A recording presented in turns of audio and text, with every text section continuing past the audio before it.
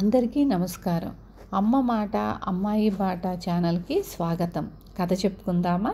ఇరుగు పొరుగు. శంకరుడు కేశవుడు చిన్ననాటి నుంచి మంచి స్నేహితులు.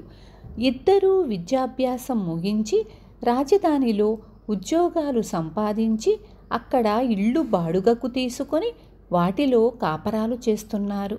అయితే ఇద్దరి ఇళ్ళు ఒక ప్రాంతంలో లేవు. శంకరుడు ముక్కుకు సూటిగా పోయే రకం, కేశవుడు లౌక్యం తెలిసినవాడు.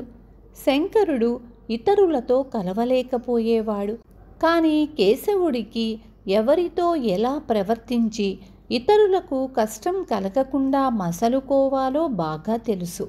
శంకరుడు ఉంటున్న ప్రాంతంలో అందరూ గొప్పగా బ్రతుకుతున్నామనుకుంటున్న వాళ్ళు అస్తమానము శంకరుడి దగ్గర తమ గొప్పలు చెప్పుకునేవారు. శంకరుడికి అది చాలా చిరాకుగా ఉండేది. వాళ్ళ భార్యలు కూడా అదే రకం మనుషులు. వాళ్లను శంకరుడి భార్య సహించలేకపోయేది. ఈ కారణంగా శంకరుణ్ణి అతని భార్యను ఇరుగు పొరుగు వాళ్ళు అంత ఆప్యాయంగా చూసేవారు కాదు. చిన్న చిన్న కీచులాటలు కూడా కలుగుతూ ఉండేవి.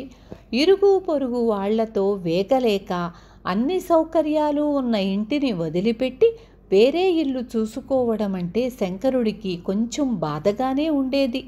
ఒకసారి శంకరుడు తాను ఇరుగు పొరుగు వాళ్లతో పడలేకుండా ఉన్న సంగతి కేశవుడికి చెప్పుకున్నాడు. కేశవుడు అంతా విని నవ్వి, ఇందులో నువ్వు బాధపడవలసిందేమీ లేదే, నీ పొరుగు వాళ్ళు నీతో చాలా బాగా ప్రవర్తిస్తున్నారనాలి. వాళ్లతో నెగ్గుకు రావటం చాలా తేలిక. కొద్ది రోజుల పాటు మనం ఇళ్ళు మార్చుకుందాం అన్నాడు.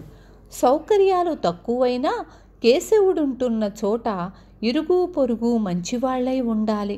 అతను వాళ్లను గురించి ఎన్నడూ చెడుగా చెప్పలేదు. అందుచేత శంకరుడు తన స్నేహితుడితో ఇళ్ళు మార్చుకోవడానికి సిద్ధపడ్డాడు. ఇద్దరూ ఇళ్ళు మారారు. శంకరుడు కేశవుడి ఇంటికి మారి వారం తిరగకుండానే తాను విడిచి వచ్చిన ఇంటి పొరుగే ఎంతో మంచిదనిపించింది. ఆ ప్రాంతంలో అందరూ చాలని రాబడి గల కుటుంబాల వాళ్ళు. చుట్టుపక్కల ఇళ్ల పిల్లలు అస్తమానము శంకరుడి ఇల్లు పట్టుకొని వేళ్లాడేవాళ్ళు. శంకరుడి పిల్లల చేతిలో తినేది ఏమన్నా ఉంటే లాగేసుకుని తినేసేవాళ్ళు. అమ్మలక్కలు శంకరుడి భార్య వద్దకు ప్రతిదానికి అరువుకు వచ్చేవాళ్ళు. అప్పు తీసుకున్నది ఎన్నడూ తిరిగి ఇచ్చేవారు కారు. అలాగే శంకరుడి దగ్గర చుట్టుపక్కల వాళ్ళు తీసుకున్న చేబదుళ్ళు తిరిగి వచ్చేవి కావు.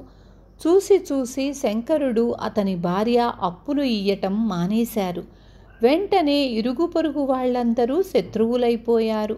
ఈ శత్రుత్వం శంకరుడి పిల్లలకు పొరుగు పిల్లలకు మధ్య కూడా ఏర్పడింది. పిల్లల కొట్లాటలు పెద్దవాళ్ల కక్షలకు దోహదంగా ఉండేవి. శంకరుడికి జీవితం నరకప్రాయమనిపించింది. అతను కేశవుణ్ణి కలుసుకొని తన కొత్త కష్టాలన్నీ ఏకరువు పెట్టాడు. కానీ తనతో ముభావంగా ఉన్న ఇరుగు పొరుగు వాళ్ళు కేశవుడితో సరదాగా కబుర్లు చెబుతూ ఉండటం గమనించి ఆశ్చర్యపోయాడు. అందరూ వెళ్ళిపోయాక కేశవుడు శంకరుడితో ఇలా అన్నాడు, శంకరా, నీకు లౌక్యం బొత్తిగా తెలీదు. ఇరుగు పొరుగుతో సఖ్యంగా ఉండటం ఒక కళ. అయినా ఆచరణలో ఏమంత కష్టం కాదు. నువ్వు ఇక్కడి జనంతో వేగలేక నా ఇంటికి పారిపోయావు. కానీ నేను చూడు, వాళ్లను ఎలా ఆకర్షిస్తున్నాను. వీళ్ళు తమ గొప్పలు చెప్పుకుంటారు. తాము చెప్పేదే నిజమనుకుంటారు. నేను అభ్యంతరం చెప్పను. అందువల్ల వాళ్లకు నా మీద గురి ఏర్పడుతుంది. ఒకసారి నాలో వాళ్లకు గురి కుదిరినాక వాళ్ల తప్పును వాళ్లే ఒప్పుకునేటట్టు సున్నితమైన మార్గాలు చూడవచ్చు. వాళ్ల అతిశయం వల్ల నాకు నష్టం ఏమీ లేదు. తమ గొప్పతనం చాటుకోవడానికి నా పిల్లలకు కానుకలిస్తారు, నాకు సహాయపడతారు. నా భార్య కూడా చుట్టుపక్కల ఉండే అమ్మలక్కలను మచ్చిక చేసుకుంది. వాళ్లకు సంతోషం కలిగించటంలో మనకు పోయేదేమిటి?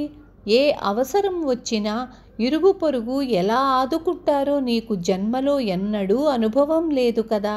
ఇప్పుడు నీ పొరుగు సంగతి చూసుకో. నువ్వు అక్కడి వాళ్ళ సంగతి మొదట్లోనే గ్రహించి ఉంటే వాళ్లకు చేబదుళ్ళు అవి ఇచ్చి ఉండవు. ఎదురు వాళ్లనే బదుళ్ళు అడిగి ఉందువు. ముందు ఇచ్చి తరువాత బదుళ్ళు ఇయ్య నిరాకరించి వాళ్ల శత్రుత్వం కొని తెచ్చుకున్నావు. ఇరుగు పొరుగును అర్థం చేసుకోనిదే వారిని మంచి చేసుకోలేం. అందులోనే ఉంది వివేకం. తెలుసుకున్నారు కదా. రేపు మళ్ళీ ఇంకొక మంచి కథతో మీ ముందుకు వస్తాను.